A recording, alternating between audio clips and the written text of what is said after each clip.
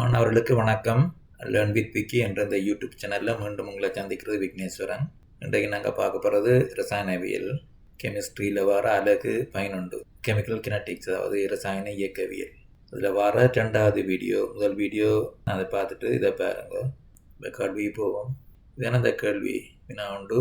26 degree செல்சியஸில் நடைபெறும் பின்வரும் தாக்கத்திற்கான ஆரம்ப தாக்க விதங்கள் ஒரு தாக்கியின் பகுதி அமைக்கம் குறைவடையும் வீதத்தின் அடிப்படையில் கீழேயுள்ள அட்டவணையில் பட்டியலிடப்பட்டுள்ளன. இந்த தாக்கத்திற்கான தாக்க விதியை கண்டறிந்து தாக்க வீத மாறிலி கேயின் பெருமானத்தையும் மதிப்பிடுக.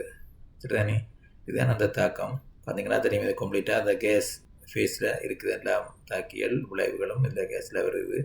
இப்போ என்ன செய்கிறாங்கண்டா, இப்போ உங்களுக்கு தெரியும், இப்போ கேஸ் ஃபேஸில் இருந்துண்டா அது கன்சன்ட்ரேஷனை நாங்கள் பார்ஷியல் ப்ரெஷர், அதாவது பகுதி அமுக்கம் சார்பாக தான் நடக்கிறோம் என்ன செறிவுகளை. இப்போ இதில் நீங்கள் ப்ரெஷர் யூனிட்ஸில், அதாவது இப்போ இங்கே உங்களுக்கு தந்துருக்குறாங்க மில்லிமீட்டர் மர்க்குரி என்ற யூனிட். உதாரணத்துக்கு இப்போ 400 மில்லிமீட்டர் மர்க்குரி என்றால் கிட்டத்தட்ட 53.33 கிலோ பெஸ்கால் வரும். ஆனால் அவங்க இதிலேயே தந்துருக்குறாங்க மில்லிமீட்டர் மர்க்குரி. அந்த யூனிட்டை பற்றி ஒரு வண்ணத்தை யூஸ் பண்ண வேண்டி வராது. இப்போ அடுத்து ஆன்சர் செய்யக்குள்ள அதில் பார்ப்போம் என்னன்றது. என்ன நடக்குதுண்டா, இப்போ ரெண்டு தாக்கி இருக்குன்னு நைட்ரிக் ஆக்சைடும் ஹைட்ரஜன் கேஸும், ரைட். முதல்ல என்ன செய்கிறாங்க, ஒன்றரை ப்ரெஷரை கான்ஸ்டண்ட்டாக வச்சுருக்காங்க. இப்போ இதில் இப்போ pH 2 சொல்லியிருக்கேன்னு ஹைட்ரஜன் கேஸுன்ற பார்ஷியல் ப்ரெஷரை கான்ஸ்டண்ட்டாக வச்சுக்கொண்டு நைட்ரிக் ஆக்சைடு பார்ஷியல் ப்ரெஷரை அது குறையக்குள்ள தாக்க விதத்தை இங்கே லிஸ்ட் பண்ணியிருக்குது. அதே மாதிரி இதில் இப்போ நைட்ரிக் ஆக்சைடு ப்ரெஷரை கான்ஸ்டண்ட்டாக வச்சுக்கொண்டு அதுவும் 400 மில்லிமீட்டர் மர்க்குரி தான். ஹைட்ரஜன் பார்ஷியல் ப்ரெஷர் குறையக்குள்ள அதில் தாக்க விதத்தை லிஸ்ட் பண்ணியிருக்குது. சரியா? இதுதானே அந்த கேள்வியில் இருக்கிறது. இப்போ நாங்கள் இதுக்குரியபடியே பார்ப்போம். இப்போ நாங்கள் இதில் தாக்க வீத விதியை கேட்டிருக்கிறாங்க. நாங்கள் எப்படி அசைன் பண்ணோம். தாக்க விதம் மாறிலி டைம்ஸ் அதுக்கப்புற தாக்கிற வரிசை. இப்போ நைட்ரிக் ஆக்சைடு வரிசை M எடுப்போம், ஹைட்ரஜன் வரிசை N எடுப்போம். ஸோ இப்படித்தான் பிறப்பு உங்களோட தாக்க வீதம். அப்போ நீங்கள் இதில் எம்ஐயும் என்னையும் கண்டிங்கன்னா சரி என்ன. இப்போ அதுக்குத்தான் இந்த ஆரம்ப அல்லது தொடக்க தாக்க வீத விதிமுறை என்று இந்த முந்தின வீடியோவிலையும் செய்தேன். இங்கே 174 அந்த சாப்டருக்கு போய் பாருங்க, பேஜஸ் 42-43. அது இல்லை தொடக்க தாக்க வித முறையை பயன்படுத்துறதால இந்த அலகுகள் எல்லாம் வெட்டப்படும். தான் போட்டிருக்க நோட்டம். அப்போ நீங்கள் பகுதி அமுக்கத்தை இந்த மூலர் திறனுக்கு மோலாரிட்டிக்கு மாற்ற வேண்டிய அவசியம் இல்லை. சரிதானே? பகுதி அமுக்கம் உங்களுக்கு என்ன யூனிட்ல இருந்திருக்காங்களோ அதையே நீங்கள் அப்ளை பண்ணலாம். கரெக்டாக நீங்கள் அதுக்கு செய்யத்தான் வேணுமெண்டா நீங்கள் அந்த ஐடியல் கேஸ் லோவை யூஸ் பண்ணி மோலாரிட்டிக்கு மாற்றலாம். சரிதானே? நம்ம அதை அப்படி செய்ய தேவையில்லை. இதில் ஆரம்ப தாக்க வித முறையை யூஸ் பண்ணுறதால முதல்ல எம்மை காணோம். என்ன எம்மை காண்றதுக்கு நீங்கள் ஹைட்ரஜன் அந்த பார்ஷியல் ப்ரெஷர் மாறலையா கான்ஸ்டண்ட்டாக வர 2 செட்டை நீங்கள் எடுக்கணும். என்ன காரணம் என்றால், இப்போ ஹைட்ரஜனுக்கு வரிசை என்னென்ன இப்போ அந்த என் டேர்ம்ஸை இல்லாமல் ஆக்கிறதுக்கு நீங்கள் டிவைட் பண்ணக்குள்ள இப்போ இங்கே ரெண்டும் போயிடும். சேம் ப்ரெஷர் ரெண்டோடைய அதுக்கேற்ற மாதிரி நீங்கள் இதில் பார்த்தீங்கன்னா பாருங்க, இந்த இதில் தான் ஹைட்ரஜன் பார்ஷியல் ப்ரெஷர் கான்ஸ்டண்ட்டாக இருக்குதுன்னு இருக்குது. இப்போ நாங்கள் முதல்ல இதை எடுப்போம் எம்மை காண்றதுக்கு.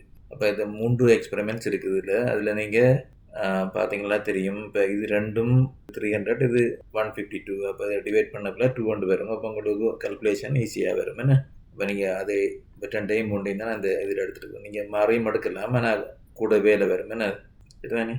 ஸோ அந்த முதல் வாரது ஈக்குவேஷனை 1 மற்றது 200 மட்டும். ஈக்குவேஷன் 1 2 டிவைட் பண்ணால் அப்போ மேலே வாரது 2 300.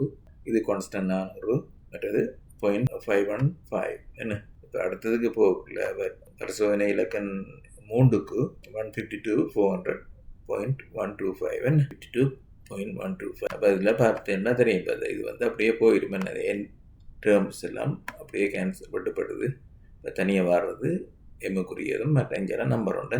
அப்போ இதை நீங்கள் இதை 2 மடங்கு என்ன 300 ரஃப்லி.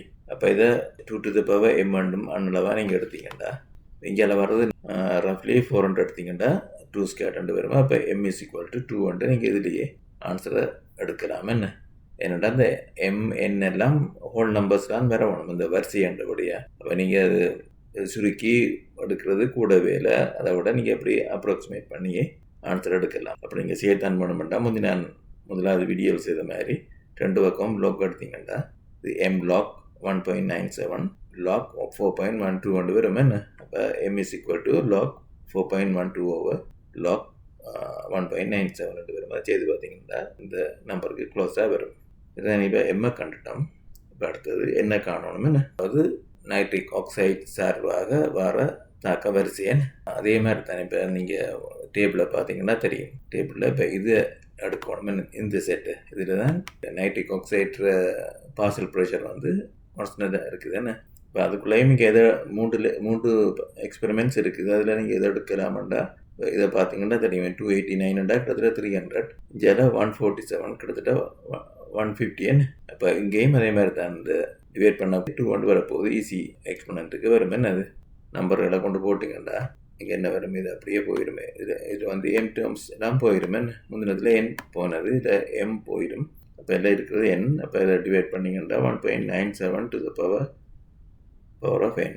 இங்கே இதை சுருக்கி எடுத்தீங்கன்னா 2.09. இப்போ நீங்கள் அன்னளவாக இதை 2 to the power n என்று எடுக்கலாம். அது 2 n is equal to 1 என்ன. இப்போ எம்மையும் என்னையும் காட்டிட்டீங்க. கண்டா நீங்கள் தாக்க விதியை நீங்கள் எழுதலாம் என்ன. தாக்க வீதம் is equal to K times என்னோட பார்சல் ப்ரெஷர், அதில் ஸ்கொயர், மற்றது H2 பார்சல் ப்ரெஷர். அப்போ அதை ரீஅரேஞ்ச் பண்ணி கே எடுத்தீங்கன்னா தாக்க வீதம் ஓவர் இப்படி என்று வரப்போகுது. சரிதானே. அப்போ அதில் அலகுகளை கொஞ்சம் கவனிக்கணும். இப்போ என்ன தாக்க வீதம் மட்டும் சொல்லக்குள்ள அவங்க தந்துருக்குறாங்க மில்லிமீட்டர் mercury per second என்ன. மில்லிமீட்டர் mercury per second தான் யூனிட் தாக்க வீதம். மேலே அந்த யூனிட் வரும். கீழே வர்றது இதில் ஸ்கொயர் என்ன. ஏன்னாண்டா என்னோட வரிசை 2 தானே. அப்போ அது மில்லிமீட்டர் mercury, அதில் ஸ்கொயர் 2 வரப்போகுது. யூனிட்டை நீங்கள் ஸ்கொயர் பண்ணணும். மற்றதுக்கு வரிசையை ஒன்று தானே. n is equal to 100 அது அப்படியே வரும். இப்போ இதில் இது ரெண்டையும் பட்டி விட்டீங்கன்னா மிச்சம் வர்றது கீழே மில்லிமீட்டர் mercury ஸ்கொயர் இருக்குது. மேலே கொண்டு வைங்கன்னா millimetre mercury to the power of -2 கொண்டு வரும். மற்றது ஆல்ரெடி இருக்கிற s to the power -1. இப்போ இந்த தாக்க விதியை நீங்கள் ஒவ்வொரு எக்ஸ்பெரிமெண்ட்டுக்கும் அப்ளை பண்ணுன்னா உங்களுக்கு அமௌண்ட்டுக்கும் ஒரு கே வரும் இல்லையா. டோட்டலி 6 எக்ஸ்பெரிமெண்ட்ஸ் இருக்குது என்ன. இப்போ அந்த எல்லா கேயும் அவரேஜ் பண்ணேன்னா அதில் சராசரி கே தான் இந்த தாக்கத்துக்கான தாக்க விதம் மாறிலி கே. இப்போ அந்த தந்த தரவுகள் இந்த கல்குலேஷன்ஸ் எல்லாம் இந்த டேபிள் ஃபார்மெட்டில் போட்டிருக்கிறேன். அதாவது நைட்ரிக் ஆக்சைடும் ஹைட்ரஜனும் அது 2 பார்ஷியல் ப்ரெஷர் அந்த மாதிரி சேஞ்ச் பண்ணுதுன்றது என்ன. முதல் ஹைட்ரஜன் பார்ஷியல் ப்ரெஷர் கான்ஸ்டண்ட்டாக இருக்கக்குள்ள என்னோடது நைட்ரிக் ஆக்சைடுறது டிக்ரீஸ் பண்ணுறது. அப்புறம் அடுத்தது இதுறது கான்ஸ்டண்ட்டாக இருக்கக்குள்ள ஹைட்ரஜன்றது அப்படி டிக்ரீஸ் பண்ணுது. அப்போ ஒவ்வொரு சந்தர்ப்பத்திலையும் வர தாக்க வீதங்கள் இங்கே இதில் லிஸ்ட் பண்ணியிருக்கேன்னு. இதெல்லாம் கூட அந்த கிவன் டேட்டா இந்த டேபிளில் இருக்கிறது. ஸோ அதை நீங்கள் திரும்ப எழுதியிருக்கிறேன் போட்டுட்டு அப்புறம் அவங்களோட தாக்க வீத விதியை நீங்கள் முந்தின ஸ்லைடில் எடுத்துனீங்க தானே. இந்த தாக்க வீத விதி இங்கே இருக்குது. இந்த நம்பர்ஸுகளை போட்டிங்களாண்டா அதுக்குரிய ஒவ்வொன்றுக்கும் உரிய கே வருமென்னு. ஒவ்வொரு எக்ஸ்பெரிமெண்ட்டுக்கும் 6 எக்ஸ்பெரிமெண்ட்ஸ் இருக்கிறபடியா உங்களுக்கு 6 வேல்யூஸ் வரப்போகுது. அப்போ எல்லாத்தையும் கூட்டி போட்டு 6ஆல் பிரித்து விட்டிங்களாண்டா அதான் இந்த தாக்கத்துக்கான தாக்க வீத மாறுவி என்ன. சரி, அவ்வளோதான் இந்த கேள்விக்கு ஆன்சர். இப்போ அடுத்ததாக வினா 2 இங்கே தரப்பட்டிருக்குது. இது உங்களோட வினா 1ல் வந்து அதே சேம் ரியாக்ஷன் தான். அதாவது நைட்ரிக் ஆக்சைடும் ஹைட்ரஜன் கேஸும் ரியாக்ட் பண்ணி நைட்ரஜன் கேஸும் H2ஓவும் விளைவாக வருதுன்னு. அதே ஈக்குவேஷன் தான் கொஞ்சம் டிஃப்ரெண்ட்டாக பேலன்ஸ் பண்ணியிருக்காங்க. இதில் இந்த ரசாயன தாக்கத்தில் ஈடுபடும் தாக்கிகளின் ஆரம்ப செறிவும் ஆரம்ப தாக்க விதமும் 3 வெவ்வேறான பரிசோதனைகளிலிருந்து புறப்பட்டு கீழே தரப்பட்டுள்ளன. இப்போ இங்கே பரிசோதனை இலக்கம் 1, 2, 3 இருக்குது. ஸோ ஒவ்வொன்றுக்கும் தந்துருக்காங்க அதில் கன்சன்ட்ரேஷன்ஸ். அது வந்து மோல் பர் டெசிமீட்டர் கியூப், அதாவது மோலாரிட்டி, அதை மூலர் திறனில் மெஷர் பண்ணியிருக்கிறாங்க. சரிதானே. உங்களுக்கு வினா 1ல் வந்தது அது பார்ஷியல் ப்ரெஷரில் மெஷர் பண்ணி என்ன. அப்போ அதில் வளமையாக கேட்குற மாதிரி தாக்க வீத விதியை கேட்குறாங்க முதலாவது. அடுத்தது தாக்க வீத மாறிலிக்கு பிறகு சொல்கிறாங்க 2க்கும் ஒரு டிஃப்ரெண்ட்டான கன்சன்ட்ரேஷன் தராங்க. அப்படி இருக்கிற சந்தர்ப்பத்தில் தாக்க வீதம் என்னவா இருக்குமெண்டு தாக்க வீதத்தை காணணும். ஃபஸ்ட்டு நாங்கள் அப்படி அசையும் பண்ணோம் என்ன. எம்மையும் என்னையும் காணணும். இப்போ எம்மா கான்டென்ட்டாக நீங்கள் எண்ணில் வாரதை விட பட்டுப்படக்கூடியதாக இருக்கணும் என்ன. அதாவது ஒரே கன்சன்ட்ரேஷன் இருக்கிற பரிசோதனை 2 எடுக்கணும். H2க்கு ஒரே சேமாக இருக்கிறது இது ஒன்று இருக்குது, இங்கே ஒன்று இருக்குது, மற்றது இது என்ன 1ஐயும் 3ஐயும் எடுத்தீங்கன்னா அப்போ நீங்கள் எம்மா காணலாம் என்ன. அப்போ பரிசோதனை இலக்கம் 1க்கு நீங்கள் அந்த தாக்க விதியை யூஸ் பண்ணிங்களா போட்டு நீங்கள் ஓகே 3க்கும் செய்து போட்டு அது ஈக்குவேஷன் 1ம் ஈக்குவேஷன் 2 எடுக்கிறீர்கள்.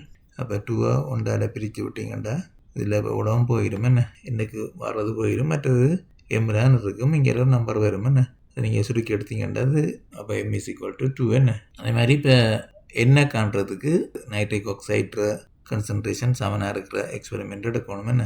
இப்போ நைட்ரிக் ஆக்சைடு இருக்கண்டா இப்போ NOவுக்கு இதுக்கு மட்டும் ரெண்டு தான் சேமாக இருக்குது. அப்போ பரிசோதனை இலக்கம் 1 2க்கும் நீங்கள் தாக்க விதியை அப்ளை பண்ணணும், 1க்கும் 2க்கும். அப்போ 1 நீங்கள் ஏற்கனவே எடுத்த அந்த ஈக்குவேஷன் அந்த 1 2 போட்டிருக்கிறோம், மற்றது 2க்கு பரிசோதனை இலக்கம் 2க்கு இது. அப்போ உண்டால பிரித்து விட்டீங்கண்டா அப்போ இது அவ்வளோ போயிடும் என்ன, விட்டுப்பட்டுரும். 2 to the power n வரும், இங்கே அதை சுருக்கி எடுத்தீங்கன்றது 2 கொண்டு வரும். அப்போ n is equal to 1 சொல்லலாம். அப்போ எம்ஐயும் என்னையும் கண்டிங்களா அதுதான் உங்களுக்கு தேவையானது என்ன, இந்த தாக்க விதியை எடுக்கிறதுக்கு. இந்த விதி தாக்க விதம் is equal to k times NO squared. இப்போ எம்முக்கு 2 வந்தபடியா மற்ற H2க்கு to the power 1 என்ன part 2க்கு போகும். இல்லை கேட்குறாங்க. அப்போ நீங்கள் ஏற்கனவே இந்த விதியை கண்டுட்டீங்க, தாக்க விதியை என்ன, அதாவது தாக்க விதம் இப்படி இருக்க போகுது. அப்போ இதை கொண்டு ஏதாவது ஒரு பரிசோதனையில் அப்ளை பண்ணிங்கன்னா கீழே காணலாம் என்ன, அல்லது 3க்கும் போட்டு ஆவரேஜையும் எடுக்கலாமா. ஆவரேஜ் கேட்டாங்கன்னா நீங்கள் 3ஐயும் போட்டு 3க்கும் அப்ளை பண்ணி அதில் வாரத்தை கே வேல்யூவை ஆவரேஜ் பண்ணலாம். நாங்கள் முதல்ல கணக்கில் செய்த மாதிரி எல்லாத்தையும் கூட்டி போட்டு இப்போ இதில் ஏண்டா 3ஐயும் கூட்டி போட்டு 3ஆல் பிரிக்கணும் என்ன. சரி, நான் இப்போ பரிசோதனை இலக்கம் 1க்கு போட்டுக்கிறேன். இந்த யூனிட்டை கவனிக்கணும். இந்த முந்தி சொன்ன மாதிரி இது mole per decimeter cubed per second and rate என்ன. சரியான இதை தாக்க வீதம் தின்கீழ் இந்த இதுகள் சரி ஒன்று இதில் வர்க்கம் என்று சொல்லக்குள்ள அது ஸ்கொயர் பண்ணப்படும் யூனிட்டும். மற்றது நார்மலாக வரும் என்ன, இது 1 பவர் 1 இப்போ செய்து பார்க்கக்குள்ள இது இப்போ கேஸ் ஈக்குவல் டு இப்படி 2 வரப்போகுது. சரியா, இந்த யூனிட்டோட 3வது வருஷ தாக்கங்களுக்கு இதுதான் யூனிட் நாங்கள் பார்த்தனாங்க முதலாவது வீடியோவில். அடுத்தது தாக்க வீதம் கேட்டுருக்குறாங்க. அப்போ அந்த செறிவுகள் தந்துருக்குறாங்க, 1க்கு 0.05 1க்கு 0.15 என்ன. அதை கொண்டு இதில் அப்ளை பண்ணிங்களாண்டா ஈக்குவேஷனில் சேம் கே தான். கே இங்கே ஏற்கனவே கண்ட 1.23, மற்ற அதில் செறிவு வர்க்கம், மற்றது இதில் செறிவு போட்டு சுருக்கி எடுத்தீங்கன்னா 4.61 டைம்ஸ் 10 to the power -4 வருது. ஸோ அவ்வளோதான் இதுக்கு விட. அதில் முக்கிய குறிப்பு என்ன நோட் பண்ணவங்க என்னென்னா, இப்போ தாக்க வரிசைகளை சமன்படுத்தப்பட்ட சமன்பாட்டிலிருந்து அனுமானிக்க முடியாது. தாக்க வரிசைகளை செய்முறை தரவுகளிலிருந்தே தீர்மானிக்க வேண்டும். இப்போ இதில் பார்த்தீங்கன்னா அந்த ஸ்டோக்கியோமெட்ரிக் கோஎஃபிஷியன்ட்டை பார்த்தீங்கன்னா டிஃப்ரெண்ட் என்ன, முதலாவது ஒரே ஈக்குவேஷன் தான், என்ன டிஃப்ரெண்ட்டாக பேலன்ஸ் பண்ணப்பட்டிருக்குன்னு. ஆனால் உங்களுக்கு கடைசியாக வர முதலாவதுக்கு உங்களுக்கு தாக்க விதி அந்த சேம் கே டைம்ஸ் அதில் முதலாவது ஸ்கொயர், ரெண்டாவது தாக்கிட டு த பவர் 1 அதே மாதிரி தான் இப்போ இதுக்கு வந்துருக்குது. நீங்கள் கடைசியாக செய்த அதுதான் தாக்க விதி என்ன, அது எப்போதும் அப்படித்தான் வரும். ஸோ அவ்வளோதானே. இதில் இப்போ அடுத்த கேள்விக்கு போவோம். சரி, இப்போ இங்கே அடுத்த 3வது கேள்வி தந்திருக்கிறாங்க. இதில் ஒரு சமப்படுத்தப்பட்ட சமன்பாடு தந்திருக்குது மேலே, அதோட சேர்த்து தாக்க விதியும் இங்கே கீழே தந்திருக்கிறாங்க. இங்கு காட்டப்பட்டுள்ள சமப்படுத்தப்பட்ட சமன்பாட்டின்படி நீர் கரைசலில் நிகழும் ஒரு ரசாயன தாக்கமானது பரிசோதனை ரீதியாக நிர்ணயிக்கப்பட்ட பின்வரும் தாக்க விதியை கொண்டுள்ளது. இப்போ இதில் தாக்கி என்று சொல்லக்குள்ள இது ரெண்டும் பெறுதுன்னு, அதாவது பெராக்சி டைசல்ஃபேட் அயனும் அயடைட் அயனும் இருக்குதுன்னு தாக்கியில். அப்போ அது சார்பாக தாக்க விதியை தராங்க. இதில் கேள்வி என்னென்னா, இந்த அயடைட் அயன்ட்ட கன்சன்ட்ரேஷனை மாறாமல் வச்சுக்கொண்டு மற்ற கன்சன்ட்ரேஷனை 2 மடங்கு ஆக்குனா என்ன நடக்கும்ன்றது தான் கேட்குறாங்க கேள்வியில். ஆன்சர் ஏல சொல்கிறாங்க, அந்த கே பாதியாக குறைவடைவதனால் தாக்க வீதம் மாறாமல் இருக்குமெண்டு. அதாவது கே என்று சொல்லக்குள்ள அந்த மாறிலி என்ன தாக்க வீதம் மாறிலி அது அரைவாசியாக குறைவடைகிறதால தாக்க வீதம் மாறாமல் இருக்குமென்றாங்க. பியில் சொல்கிறாங்க, தாக்க வீதம் இந்த பெராக்சி டைசல்ஃபேட் அயனுக்கு நேர் விகிதத்தில் உள்ளமையினால் தாக்க வீதம் 2 மடங்காக அதிகரிக்குமெண்டு. சியில் சொல்கிறாங்க, தாக்க வீதம் 4 மடங்காக அதிகரிக்கும். என்னென்னா, நுகரப்படும் ஒவ்வொரு மூல் பெராக்சி டைசல்ஃபேட் அயனுக்கும் 2 மூல் சல்ஃபேட் அயன் உருவாகுதுண்டு. இப்போ இந்த சமப்படுத்தப்பட்ட சமன்பாட்டில் இப்போ 1 மூலுக்கு 1 மூல் இழக்கப்பட்டு இங்கே 2 மூல் உருவாகுதுன்றதை காட்டுறாங்க.